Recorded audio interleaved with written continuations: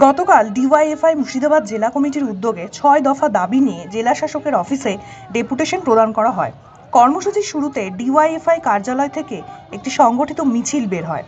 মিছিলটি Chowringhee bus stand, গির্জা মোড়, টেক্সটাইল মোড় হয়ে ডিএম অফিসের দিকে অগ্রসর হয়।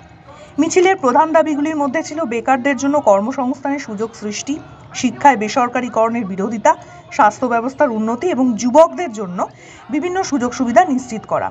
মিছিল আটকাতে পুলিশ ব্যারিকেড গড়ে তোলে, কিন্তু বিশাল জনসমাগমের চাপে সেই ব্যারিকেড ভেঙে ডিএম অফিসের সামনে পৌঁছয় মিছিল। পরিস্থিতি সামাল দিতে পুলিশ মিছিলের নেতৃত্বদের গ্রেফতার করে।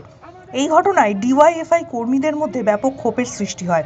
গ্রেফতারের প্রতিবাদে মিছিলটি বহরমপুর থানার দিকে রওনা দেয়। চাপের মুখে পুলিশ গ্রেফতার হওয়া যুবকর্মীদের মুক্তি দিতে বাধ্য হয়। অভিযানের নেতৃত্বে ছিলেন ডিওয়াইএফআই মুর্শিদাবাদ জেলা কমিটির সম্পাদক সন্দীপন দাস, সভাপতি সৈয়দ নুরুল হাসান, দেবাশিস রায়, সৌরভ ঘোষ সহ অন্যান্য যুব নেতারা।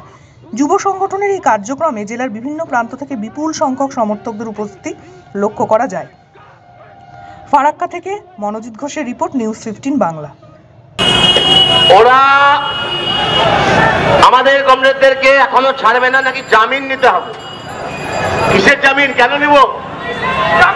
মিছিলটা তুলতো ওই টেকার স্ট্যান্ডের ওখানে, টেকার স্ট্যান্ডের ওখানে মিছিলটা নিয়েছ, আমরা ওখানে মিছিল নিয়ে যাবো। পুলিশকে 5 মিনিট সময় দেবো, তার মধ্যে আমাদের কমরেড টেকার স্ট্যান্ডের ওখানে গিয়ে দাঁড়া, 5 মিনিট সময় দেবো।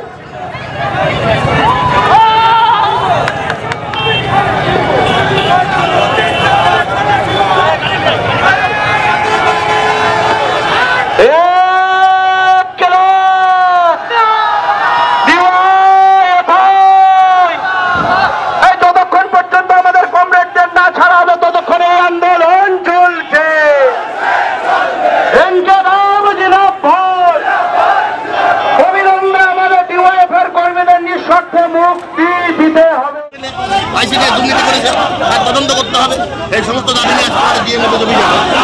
সেই সঙ্গে ইডি দিয়ে আমাদের 15 জন কর্মীকে যারা গ্রেফতার করেছে, পুলিশ যাদেরকে গ্রেফতার করেছে তাদেরকে ছাড়তে হবে। এই দাবি নিয়ে এখানে আমরা বসলাম, আমাদের কর্মীদের ছাড়তে হবে। এই দাবি প্রায় 16